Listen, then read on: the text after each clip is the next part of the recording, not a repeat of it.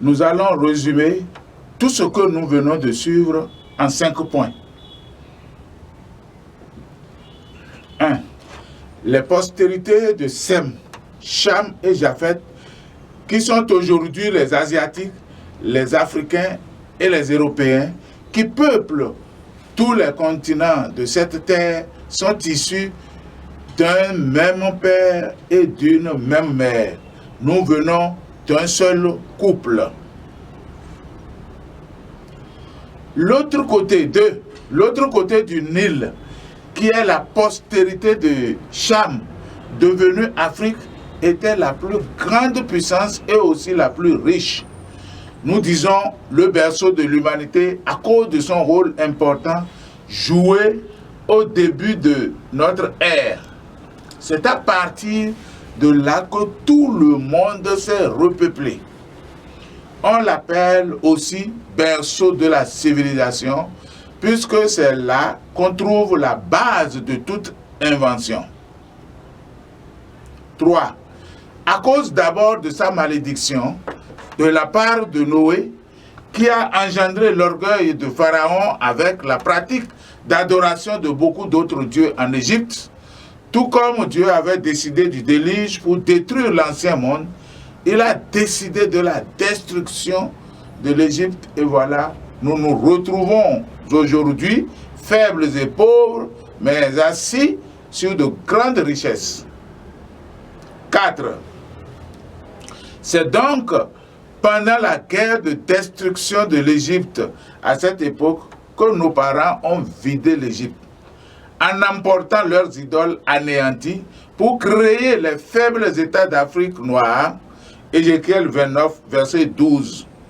Je lis. Je ferai du pays d'Égypte une solitude entre les pays dévastés, et ces villes seront désertes entre les villes désertes pendant 40 ans. Je répandrai les Égyptiens parmi les nations. Je les disperserai en divers pays. Voilà ce que Dieu a dit. Ce que beaucoup de personnes ne comprennent pas, c'est que l'Égypte a été inhabitée pendant 40 ans. Nul pied d'homme n'y passera, nul pied d'animal n'y passera. Pendant 40 ans. C'est là que la royauté de Pharaon a été cassée et après les 40 ans, il va les réunir en un petit royaume qui ne peut plus commander aucun pays. Quand vous allez lire tout Ézéchiel 29, vous comprendrez. C'est clair dedans. Donc, c'est pendant les 40 ans que nos parents ont quitté l'Égypte. Dieu a dit à Nebuchadnezzar, roi de Babylone, d'aller en Égypte pour brûler toutes les maisons des dieux, de tout mettre en sac, de les dépouiller de toutes leurs richesses et de les emporter chez eux. Cela se passait vers l'an 568 avant Jésus-Christ.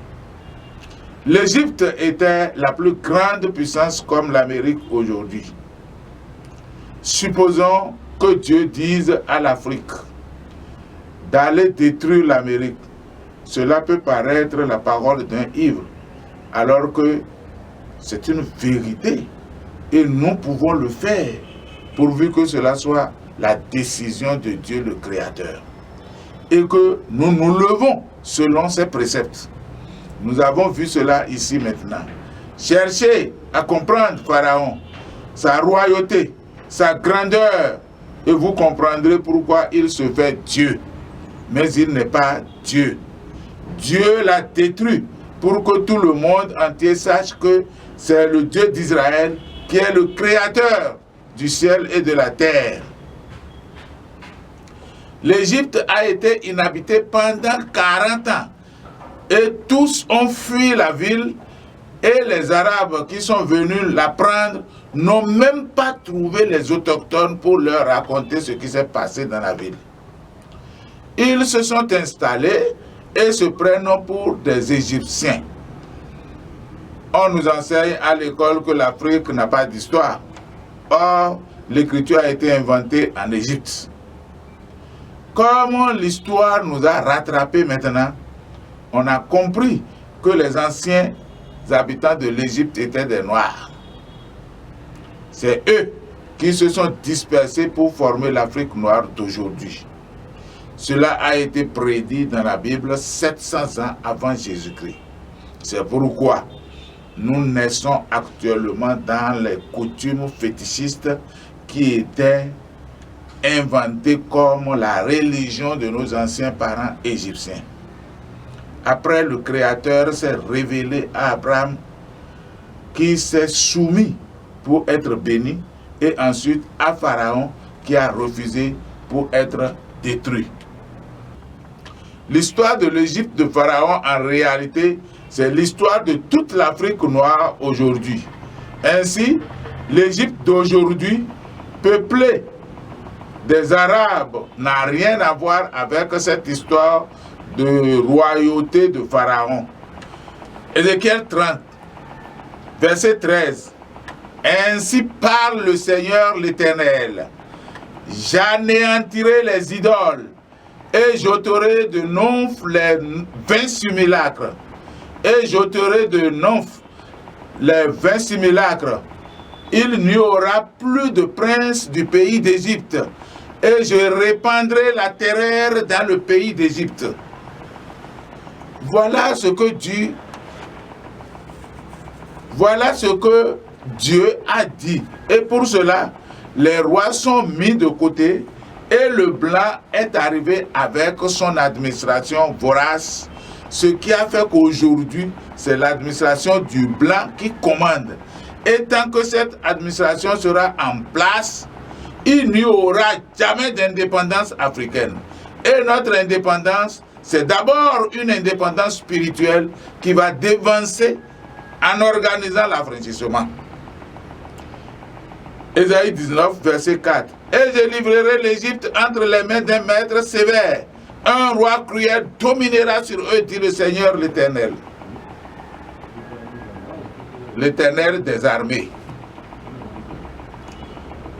Après l'affranchissement, les rois d'Afrique actuels s'entendront pour former les Nations Unies d'Afrique.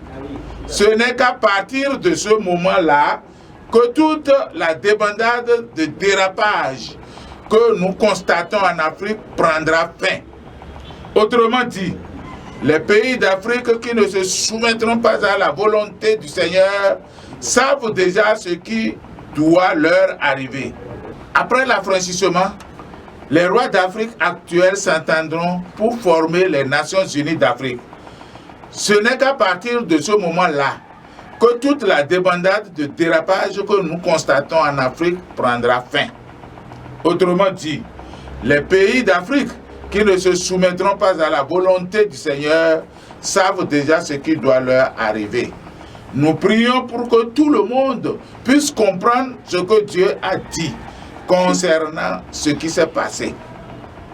Pour d'autres, ils vont dire oui, ce sont les Blancs qui ont comploté, ce sont les hommes qui ont écrit la Bible. Mais depuis qu'Ésaïe a prophétisé, 700 ans avant Jésus-Christ, ce que Dieu veut, c'est ça qui se passe. Même si le Covid-19 était préparé pour les Africains, comme certains sont en train de le prétendre et que cela s'est passé de cette façon, c'est que le temps de juger l'Afrique et de l'amener à sa bénédiction n'est certainement pas encore arrivé. Si c'est en Afrique qu'a commencé la pandémie, les gens ne vont pas s'acharner à trouver des médicaments. Par conséquent, ça va faire beaucoup de dégâts. Frères et sœurs, faisons attention et considérons ce que Dieu a dit. Voyons aussi Jérémie 30, verset 11. Car je suis avec toi, dit l'Éternel, pour te délivrer.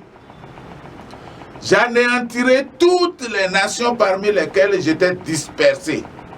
Mais toi, je ne t'anéantirai pas. Je te châtierai avec équité. Je ne puis te laisser impuni. C'est Dieu le Créateur qui a parlé comme ça à Israël. Les Africains qui ne se sont même pas repentis vont dire Dieu est compatissant. Dieu ne peut pas faire ci, Dieu ne peut pas faire ça. Je vais te punir avec équité. Je ne vais pas te laisser impuni. Israël a souffert plus que l'Afrique en tant qu'enfant de Dieu. Et Dieu a fini par lui promettre la force. Ézéchiel 29, verset 21. En ce jour-là, je donnerai de la force à la maison d'Israël et je t'ouvrirai la bouche au milieu d'eux et ils sauront que je suis l'Éternel.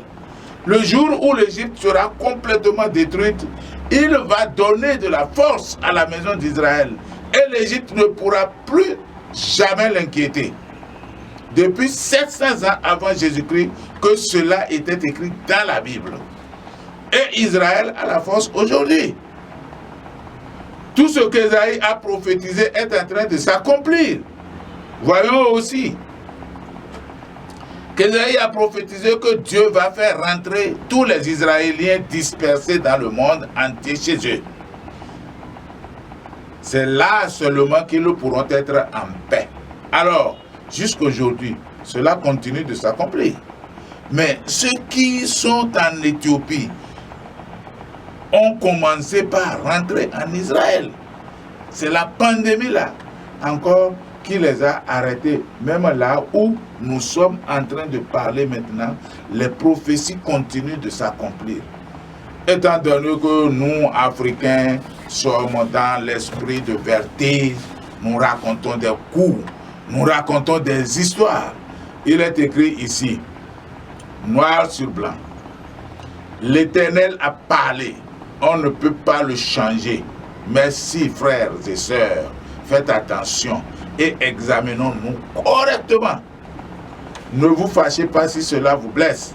J'ai le devoir de révéler la vérité. Je dois dire ce qui était caché dans la Bible. Si quelqu'un n'est pas d'accord, qu'il se range. Si quelqu'un est d'accord, qu'il vienne. Nous allons organiser ensemble l'affranchissement. Moi, je suis appelé au service d'aide. Je pensais que quand je le dirai aux serviteurs de Dieu, ils prendront la mission.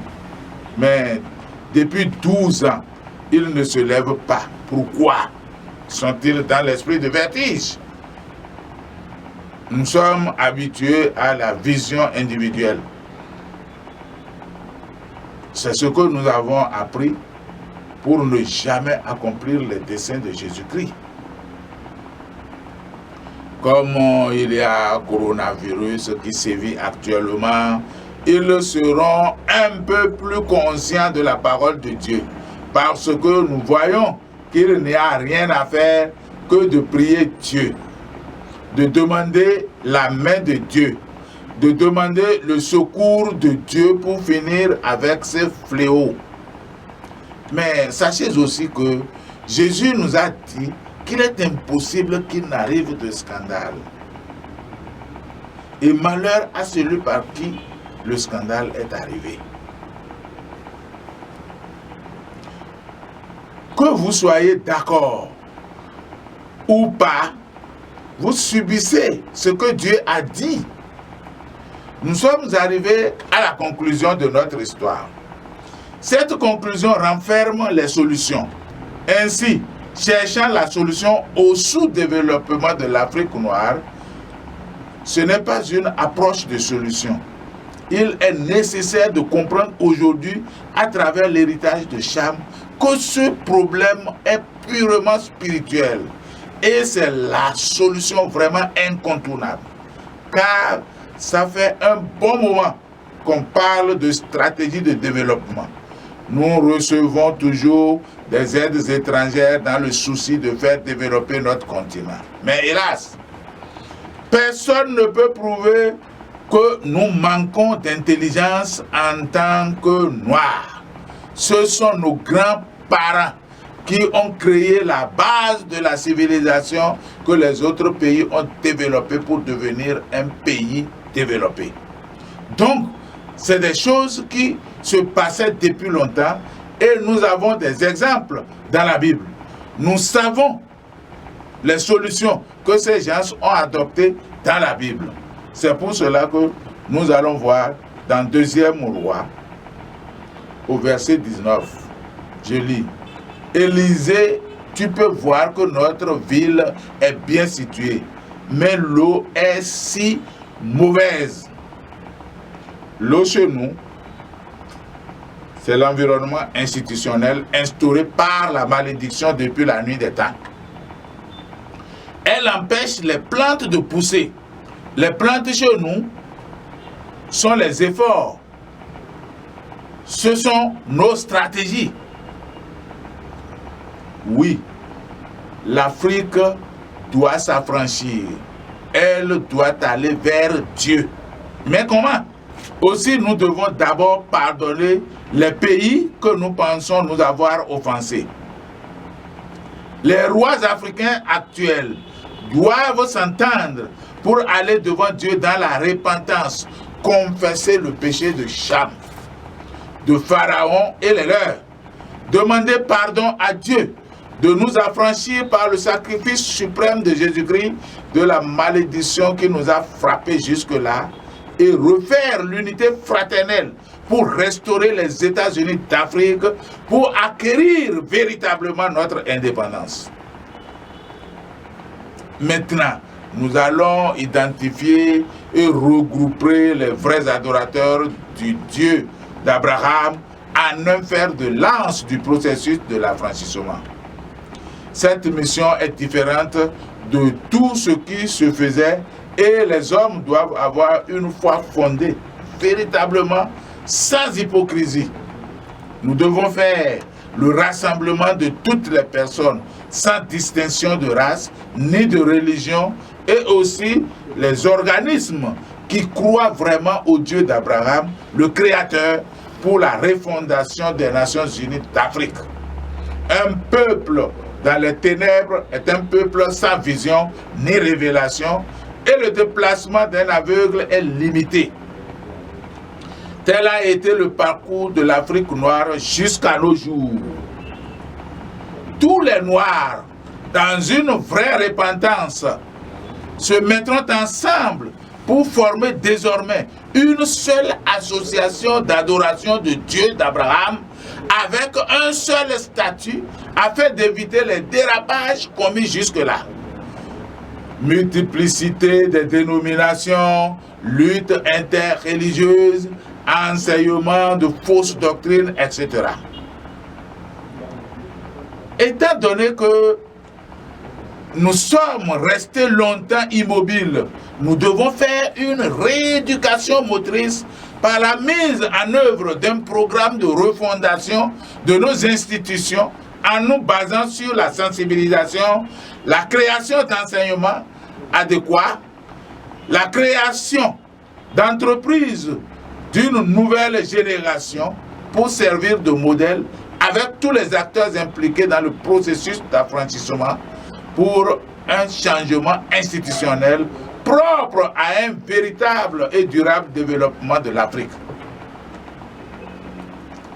Il faut un développement personnel propice aux jeunes noirs pour un nouvel héritage propre afin d'assurer la promotion, l'épanouissement et la restauration de l'autorité de Dieu dans le système éducatif et rendre son royaume visible en Afrique pour assurer notre bénédiction. Dieu a dit, 2e Chronique 7, verset 14, « Si mon peuple sur qui est invoqué mon nom s'humilie, prie et cherche ma face, et s'il se détourne de ses mauvaises voies, je lui pardonnerai son péché et je guérirai son pays. » Laissons les critiques charnelles stériles, les recherches d'intérêt personnel, l'égocentrisme qui, en réalité, ne font que nous plonger plus dans l'esclavage. L'exposition de nos diplômes littéraires, scientifiques et théologiques qui ont servi et qui ne serviront qu'à consolider l'emprise de nos maîtres sur nous. Et par conséquent, sont les moyens par lesquels la malédiction fait durer l'aliénation par l'esclavage. La base est de chercher premièrement le royaume des cieux et le reste viendra. Nous savons bien que le cas des chrétiens noirs n'est pas encore ça. Parce que nous mettons d'abord les choses qui doivent arriver après la recherche du royaume, nous les mettons devant. Et le royaume, la recherche du royaume est derrière. Ce que peut-être nous n'arriverons jamais si on continue comme ça. Nous ne nous connaissons pas encore pour connaître le Créateur Dieu. Nous devons savoir que notre moindre hypocrisie retourne contre nous-mêmes. Ainsi, appliquons les principes de Dieu énoncés par Jésus-Christ dans Matthieu 6, verset 33. Cherchez premièrement le royaume et la justice de Dieu, et toutes ces choses vous seront données par-dessus.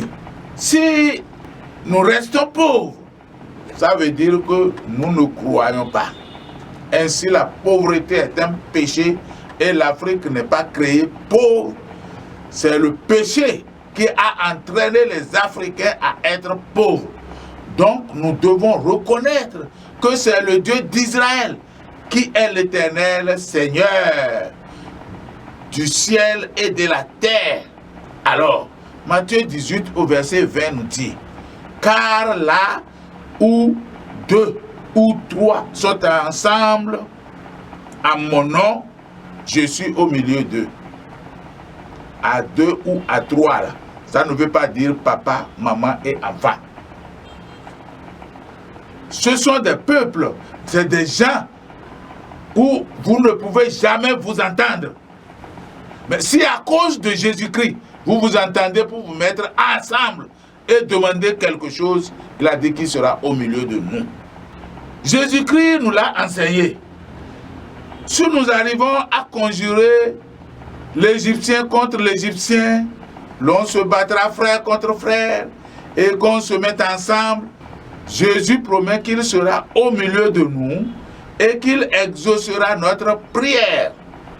Ainsi, frères et sœurs, ayant compris la vérité biblique sur l'aliénation de l'Afrique noire, nous qui sommes acquis à la cause, ayant cette même pensée, et si vous êtes d'un autre avis, Dieu vous éclairera là-dessus. Nous lançons un vibrant appel à toutes les confessions religieuses, féticheurs, protestants, catholiques, musulmans, etc., à toutes les bonnes volontés, aux organisations non gouvernementales, aux dirigeants à divers niveaux, aux jeunes, aux femmes, aux hommes, en un mot, à toutes les couches sociales, de venir soutenir ce projet. Ainsi, chacun apporterait sa pierre à l'édifice, c'est-à-dire contribuerait au développement d'une Afrique libre. C'est à eux surtout que Dieu parle à travers cette révélation. Pour faire de ce projet une réussite à la gloire de Dieu, nous avons besoin, à court terme, toute personne qui souhaiterait travailler avec nous pour la vulgarisation du projet, la confession des documents, l'organisation des conférences, les enseignements, études de la Bible, formation des ouvriers dans le cadre de l'affranchissement, etc. Pour la télévision, des journalistes, animateurs télévision, en toutes langues, cadreurs, monteurs, programmeurs et autres. Notez bien, dans un esprit de sacrifice. Besoins matériels, fourniture de bureaux, papier ramette, matériel informatique et consommable. Appareils pour les séances d'évangélisation, moyens de déplacement, motos, véhicules de transport en commun, etc. Besoins financiers, pour couvrir les frais de la télévision, soutenir les frais de voyage vers les pays africains et autres. Seulement, au point où nous sommes parvenus, marchons d'un même pas. Et notre Dieu de paix, qui a ramené ses fils de l'Égypte à la terre promise, malgré toutes les difficultés, nous rendra capables de toute bonne œuvre pour l'accomplissement de sa volonté et fera en nous ce qui lui est agréable pour sa gloire au siècle des siècles. Amen. Remarque, il est écrit dans le livre de Philippiens 4, verset 6. Ne vous inquiétez de rien, mais en toutes choses, faites connaître vos besoins à Dieu par des prières et des supplications avec des actions de grâce. Dieu est fidèle et veille sur sa parole. C'est pourquoi nous devons nous atteler à la prière avec un cœur sincère selon un schéma que nous vous proposons. Tous ceux qui vont adhérer à la vision et qui seront les organisateurs vont s'annoncer en appelant les contacts qui sont au bas de l'écran. Création d'un forum uniquement pour ceux qui seraient dans la vision. Établir un programme de prière, de partage. Là, je veux parler de la périodicité de programme de prière. Parfois, ce serait sur WhatsApp. Des fois, ceux qui seront dans une même localité peuvent choisir un endroit pour faire cette prière-là. Donc, ça peut être une fois le mois. Deuxième point, élaboration d'un planning des activités, puisque nous avons mis des activités à court et à long terme. Nous allons élaborer un programme pour ces activités dès que nous allons faire le recensement de toutes les personnes qui souhaiteraient travailler dans le projet, c'est-à-dire dans la vulgarisation, la confection des documents, comme nous l'aurions signalé plus haut. Les débuts sont difficiles et nous souhaiterions travailler pour le moment avec des gens capables de se soutenir, c'est-à-dire pouvant subvenir à leurs besoins personnels, aider la structure si possible en attendant que cette dernière puisse se prendre en charge. Soyez bénis au nom de notre Seigneur Jésus-Christ et faites-vous connaître, s'il vous plaît, le travail est là. Amen.